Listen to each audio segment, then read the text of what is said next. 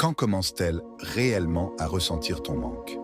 Pas le manque fin, pas celui du genre «je m'ennuie», c'est tout. Je parle de cette prise de conscience profonde qui ébranle l'âme, que tu comptais plus qu'elle ne l'admettait, même pour elle-même. Ça n'arrive pas immédiatement, pas quand tu envoies des messages, pas quand tu la poursuis. Ça arrive quand tu disparais avec dignité, quand tu te fais rare, calme et imperturbable. Analysons les 11 moments subtils où elle commence réellement à ressentir ton manque. Numéro 1. Le silence.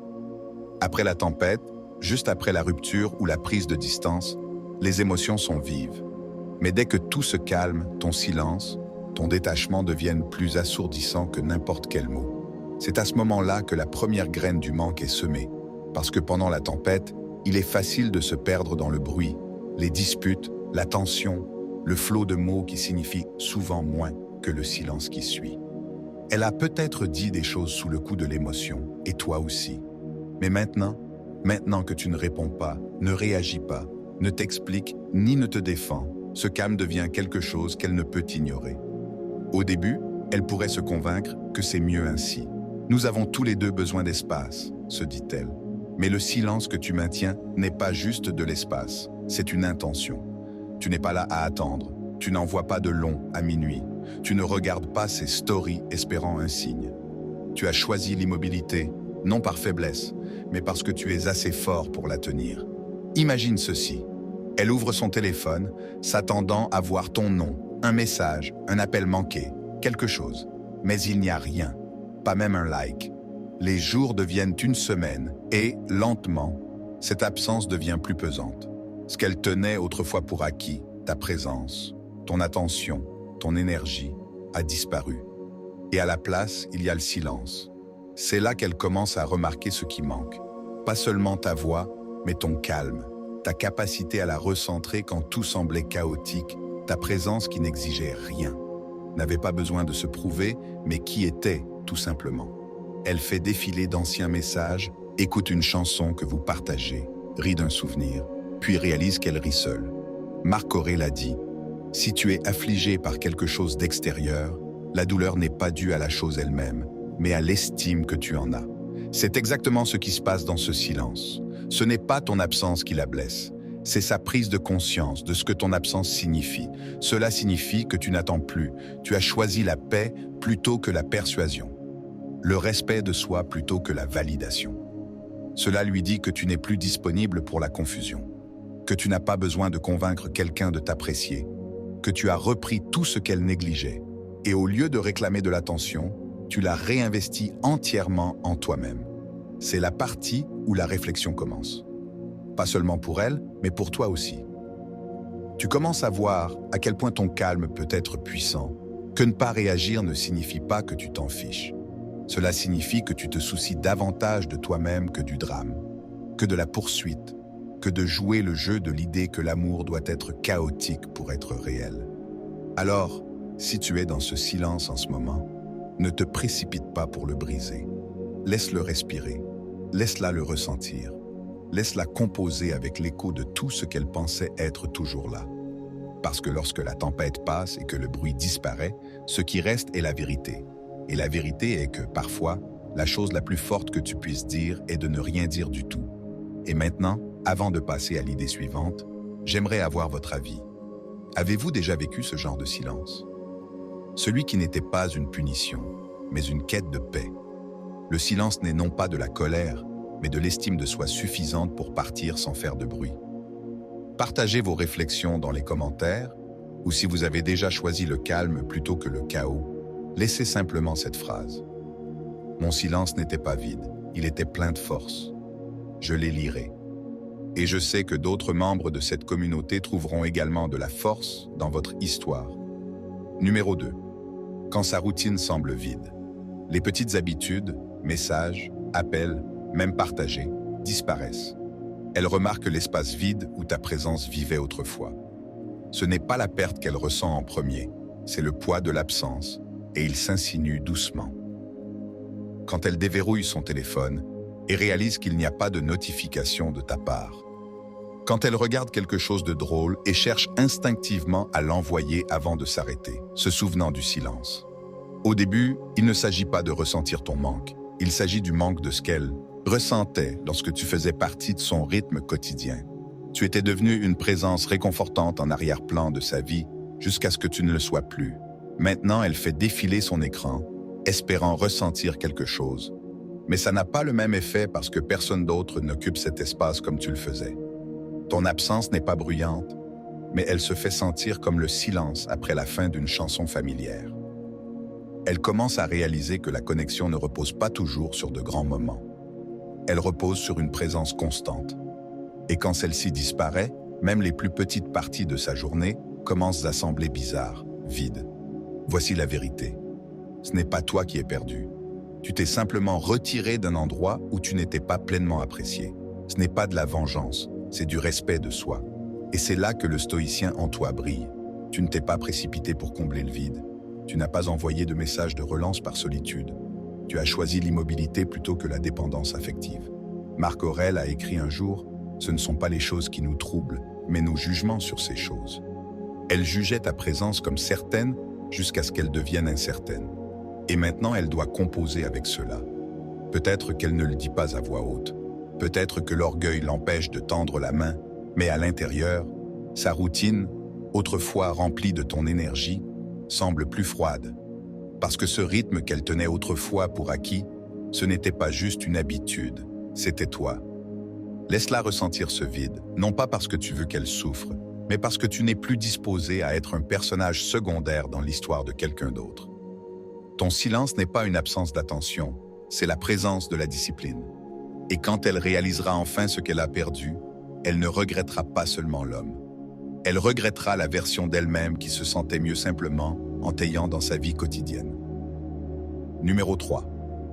Quand les autres hommes ne sont pas à la hauteur, elle rencontre d'autres personnes, mais quelque chose manque. La profondeur émotionnelle, la présence calme, la manière dont tu savais être là pour elle. Ils essaient de l'impressionner, mais toi, tu as laissé une empreinte. Tu vois, il est facile pour elle de rencontrer des hommes qui parlent fort, perdent des vers, font des blagues et l'inondent d'attention. Mais avec le temps, elle commence à le sentir, ce vide derrière tout cet effort. Parce que ce qu'ils apportent, c'est du bruit, pas de la présence. Tu ne cherchais pas la validation. Tu n'essayais pas de la conquérir. Tu étais pleinement là, calmement, sans avoir besoin d'être le centre de l'attention. Et ce contraste est ce qui perdure. Peut-être est-elle en rendez-vous maintenant avec quelqu'un de nouveau? Il dit toutes les bonnes choses, essaie d'être charmant. Mais elle se surprend à se déconnecter, à comparer, pas exprès, mais parce que son corps se souvient. Il se souvient à quel point elle se sentait en sécurité quand tu étais là. Comment tu ne te précipitais pas pour combler les silences? Comment ton calme la faisait se sentir ancrée, pas anxieuse? Ce n'est pas quelque chose qu'un autre homme peut facilement copier, car ce n'était pas une tactique, c'était ton essence. Le stoïcisme nous apprend à ne pas rivaliser, à ne pas nous accrocher, à ne pas avoir besoin de l'approbation du monde pour connaître notre valeur. Comme l'a dit Marc Aurèle, ne perds plus de temps à discuter de ce que devrait être un homme bon. Sois-en un. C'est ce que tu as fait. Tu n'essayais pas d'éclipser qui que ce soit. Tu as juste choisi d'être ancré dans la conscience de soi, l'intégrité et la force tranquille. Et maintenant, peu importe combien d'hommes essaient de l'impressionner, elle ne peut s'empêcher de ressentir la différence. La vérité est que certains hommes essaient de se démarquer en jouant un rôle, mais un homme rare se démarque en étant en paix. Quand les autres hommes ne sont pas à la hauteur, ce n'est pas parce que tu es en compétition, c'est parce qu'elle reconnaît enfin ce que la vraie présence représente. Et une fois qu'elle a ressenti cela, tout le reste commence à sembler superficiel, temporaire, oubliable. Numéro 4. Le moment du miroir. Un jour, elle se regarde différemment, réfléchissant non seulement à toi, mais à qui elle était quand elle était avec toi, et comment elle n'a pas retrouvé cette version d'elle-même depuis. C'est subtil au début. Peut-être qu'elle se brosse les cheveux devant le miroir, ou met une chanson qui jouait autrefois dans ta voiture. Mais soudain, ça la frappe. Pas seulement le souvenir de toi, mais le souvenir d'elle.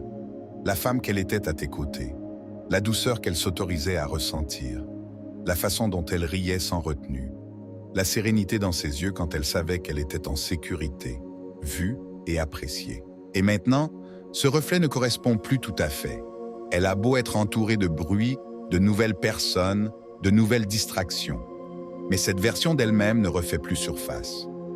Parce qu'il ne s'agissait pas seulement de la façon dont tu la traitais, il s'agissait de ce que tu faisais ressortir en elle, le calme, la clarté, le sentiment qu'elle pouvait souffler à tes côtés. C'est ce qui lui manque. Pas seulement l'homme, mais le miroir que tu lui tendais sans le savoir pour révéler le meilleur d'elle-même. Voici le truc cependant. Tu ne l'as jamais forcée à être ainsi. Tu n'as pas joué de rôle, tu n'as pas manipulé. Tu étais constant dans tes valeurs, présent mais jamais possessif. Tu maintenais cet espace avec une force tranquille, et cet espace lui permettait de devenir davantage qui elle voulait être, pas moins. Il y a une citation d'Épictète qui sonne juste ici. « Connais-toi d'abord toi-même, puis pars-toi en conséquence. » Tu ne t'es pas perdu en essayant de la gagner. Tu savais qui tu étais, et dans cette connaissance, tu l'as invitée à te rejoindre à ton niveau, non par exigence, mais par énergie.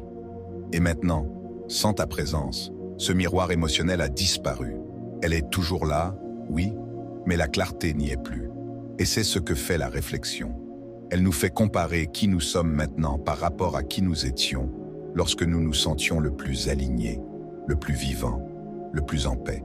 Donc, quand ce moment du miroir arrive, quand elle voit l'écart entre son moi actuel et celui qu'elle était avec toi, cela crée une onde discrète, non seulement de manque de toi, mais de manque d'elle-même à tes côtés. Et ce genre de manque, il persiste bien plus longtemps que l'attraction, parce qu'il ne s'agit pas d'ego, il s'agit d'identité. Tu as laissé une marque non pas en essayant de la changer, mais en restant fidèle à toi-même dans ton propre but. C'est la différence entre l'impact et l'attachement. L'un s'estompe avec le temps, l'autre se reflète de manière inattendue dans les miroirs, dans les souvenirs, dans des moments dont elle n'aurait jamais pensé qu'ils porteraient autant de poids. Et c'est ici que je veux que vous fassiez une pause, non seulement pour traiter sa réflexion, mais pour réfléchir à la vôtre. Car pendant qu'elle cherche peut-être la version d'elle-même qui se sentait le plus vivante à tes côtés, toi aussi tu as évolué. Tu es devenu l'homme qui non seulement maintenait l'espace, mais qui honore désormais son propre espace plus que jamais. C'est puissant, c'est rare. Et peut-être avez-vous vécu cela dans votre propre vie. Quand quelqu'un est entré dans votre monde et a fait ressortir quelque chose de vrai en vous, pour réaliser plus tard que c'était votre propre présence ancrée qui avait créé la connexion en premier lieu. Alors, j'aimerais avoir votre avis. À quoi a ressemblé votre moment du miroir? Ou si vous voulez faire simple, laissez simplement ceci dans les commentaires. Il ne s'agissait pas seulement d'elle, il s'agissait de qui je suis devenu à ses côtés. Parce que parfois, le rappel le plus fort de votre valeur ne se trouve pas dans qui ressent votre manque, mais dans qui vous êtes devenu sans eux. Numéro 5. Quand tu cesses de regarder. Tu avais l'habitude de regarder ses stories, d'aimer ses publications, peut-être même d'envoyer une réponse occasionnelle, rapide, présente, familier. Pour elle, c'était une réassurance, la preuve qu'elle vivait toujours dans tes pensées, qu'une partie de toi restait dans son orbite. Mais maintenant, silence. Pas de like, pas de vue, pas de réaction. Ce changement n'est pas bruyant, mais il est profondément ressenti. Parce que voici la vérité. Ce ne sont pas les disputes qui laissent l'impression la plus forte. C'est ton absence, là où elle t'attendait le plus. Et ce silence, il n'est pas amer, il est intentionnel. Quand un homme récupère son focus, quand il ne regarde plus depuis les coulisses de la vie de quelqu'un d'autre, il revient à la seule chose qu'il peut vraiment contrôler, lui-même. C'est là que ton pouvoir s'aiguise. Elle vérifie qui a vu ses stories, pensant que ton nom sera toujours là. Et quand il n'y est pas, il y a une pause. Cette subtile anxiété de pourquoi ne regarde-t-il pas commence à résonner. Parce qu'elle n'a pas seulement perdu ton attention, elle a perdu ton énergie. D'un point de vue stoïque, l'attention est une monnaie et toi, en tant qu'homme ancré, tu ne la dépenses plus pour ce qui ne sert pas ta paix. Marc Aurèle a écrit un jour « Si tu es affligé par quelque chose d'extérieur, la douleur n'est pas due à la chose elle-même, mais à l'estime que tu en as. » Et c'est ce qui change ici, pas seulement tes actions, mais ton jugement. Tu n'es plus impressionné par la validation superficielle. Tu as élevé tes standards, discrètement, sans avoir besoin de l'annoncer. Laisse-la s'interroger. Laisse-la sentir la différence. Il ne s'agit pas de la punir. Il s'agit de te respecter, suffisamment pour ne pas nourrir une connexion qui ne te nourrit plus. Quand tu cesses de regarder, tu cesses de lui offrir la scène sur laquelle elle se produisait. Et dans cette pause, dans ce retrait, elle commence à remarquer ce que ta présence tranquille contenait autrefois. Profondeur, intention, stabilité. Alors demande-toi, où places-tu ton attention ces jours-ci? Est-ce sur la vie mise en scène d'une autre personne ou sur la construction de la tienne avec force, clarté et présence? Parce que le moment où tu cesses de la regarder est le moment où elle commence à te regarder. Numéro 6. Quand elle se souvient du calme. La vie devient chaotique, stress au travail, interaction superficielle, distraction. Et puis ça la frappe. Ton calme était son refuge. Pas seulement ta façon de parler, mais l'énergie que tu dégageais. Tu n'étais pas bruyant. Tu n'étais pas émotionnellement chaotique. Tu ne te précipitais pas pour tout arranger. Pourtant, ta présence lui donnait l'impression que tout était sous contrôle. Elle commence à le remarquer par contraste. Peut-être quand elle est avec quelqu'un de nouveau qui parle trop, en fait trop, réagit à la moindre petite chose. Peut-être quand elle se confie à quelqu'un et réalise qu'il est plus intéressé à donner des conseils qu'à écouter réellement. C'est là que le souvenir de toi s'insinue. Non pas parce que tu disais tous les mots justes, mais parce que tu n'en avais pas besoin. Tu étais centré, ancré, stoïque, non pas d'une manière froide et insensible, mais d'une manière stable et rassurante. Marc Aurèle a dit un jour, et qu'elle ne regrettait pas seulement un homme. Elle regrettait ce que tu représentais, la paix, la force. Sans la force brute, un rappel que le calme est magnétique, surtout dans un monde qui glorifie la surstimulation et la vitesse. Et voici la partie à laquelle elle ne s'attendait jamais, que l'homme qu'elle considérait autrefois comme trop calme, trop réservé, voire trop silencieux, deviendrait plus tard la norme à laquelle elle compare discrètement les autres. Parce que le chaos peut être excitant, mais le calme ressemble à un foyer. Ton calme n'a jamais été de la passivité. C'était une question de contrôle, non pas sur elle, mais sur toi-même. Et maintenant, quand la vie semble déséquilibrée, elle ne pense pas seulement à toi. Elle ressent l'absence de cette sérénité que tu portais sans effort. C'est la marque d'un homme qui vit avec intention. Tu n'as pas seulement partagé des moments, tu as façonné sa perception de la sécurité. Et maintenant, sans toi, elle réalise que le monde est bruyant. Mais toi, tu étais la paix. Numéro 7. Le déclencheur émotionnel. Une chanson, un lieu, une odeur. Soudain, les souvenirs affluent. Elle ne contrôle pas quand ça arrive. Mais quand ça se produit, le poids émotionnel est indéniable. Peut-être est-ce le café où vous alliez tous les deux, celui niché dans un coin tranquille, où le rire semblait naturel et le temps passait plus lentement. Ou c'est ce morceau qui passe au hasard en lecture aléatoire, celui dont elle avait dit un jour qu'il lui rappelait toi. En cette fraction de seconde, son monde s'arrête. Non pas parce qu'elle veut le ressentir, mais parce qu'elle ne peut s'empêcher de le ressentir. Tu vois, c'est ça le truc avec les déclencheurs émotionnels. Ils contournent la logique. Ils ne demandent pas la permission. Ils frappent silencieusement, la prenant au dépourvu pendant qu'elle fait défiler son écran, conduit ou fait semblant d'aller bien. Et quand ils frappent, ce n'est pas seulement le souvenir de toi. C'est ce qu'elle ressentait quand elle était à tes côtés, en sécurité, vue, ancrée. C'est ici que le stoïcisme intervient subtilement, non pas avec un détachement froid, mais avec la présence. Tu n'as jamais essayé de posséder le moment ou de t'y accrocher par peur. Tu étais simplement pleinement présent, comme un homme qui savait que le temps était un cadeau, pas une garantie. Et parce que tu étais si profondément ancré dans le présent, ces moments avaient de la profondeur. Ce n'étaient pas de simples expériences passagères, ils ont laissé des empreintes. Et maintenant, longtemps après que tu te sois retiré avec une dignité calme, ce n'est pas ton visage dont elle se souvient. C'est ta présence, cette certitude calme, cette force tranquille, cette façon dont tu rendais l'espace plus calme juste par ta présence. Donc, si elle se surprend à fixer une photo ou figer dans un souvenir déclenché par quelque chose d'aussi petit qu'une odeur, ce n'est pas parce que le passé lui manque, c'est parce que le passé résonne encore dans le présent. C'est le paradoxe. Tu n'as pas cherché à laisser une marque, mais parce que tu as vécu sans t'accrocher, tu es devenu inoubliable. Et c'est le genre d'homme que le stoïcisme façonne, pas bruyant, pas désespéré d'être rappelé, mais profondément ressenti, surtout en silence. Laissez cela infuser un instant. L'idée que votre présence calme, vécue pleinement dans l'instant, peut laisser une marque plus profonde que n'importe quel grand geste ne le pourrait jamais. C'est le pouvoir inattendu de l'impact émotionnel sans attachement. Et maintenant, j'aimerais avoir votre avis. Avez-vous déjà vécu un moment comme celui-ci, que ce soit de votre côté ou de celui de quelqu'un d'autre? Partagez vos réflexions ci-dessous ou laissez simplement cette phrase dans les commentaires. Ce n'était pas le souvenir de moi, c'était le sentiment que j'apportais avec moi. Je suis curieux de savoir ce que cela a remué en vous. Continuons la conversation car le prochain moment que nous allons explorer est un moment qu'elle n'a jamais vu venir. Numéro 8. Quand tu ne réagis pas. Elle publie quelque chose pour attirer ton attention. Une citation subtile, une photo séduisante. Mais tu ne mords pas, Alamson. C'est là que la curiosité se transforme en confusion, puis en manque. Parce qu'elle s'attendait au schéma habituel. Un like rapide, un commentaire, un message privé, peut-être même une réaction qui montrait que tu t'en souciais encore, que tu regardais encore. Mais ton silence, il en dit plus que n'importe quel mot.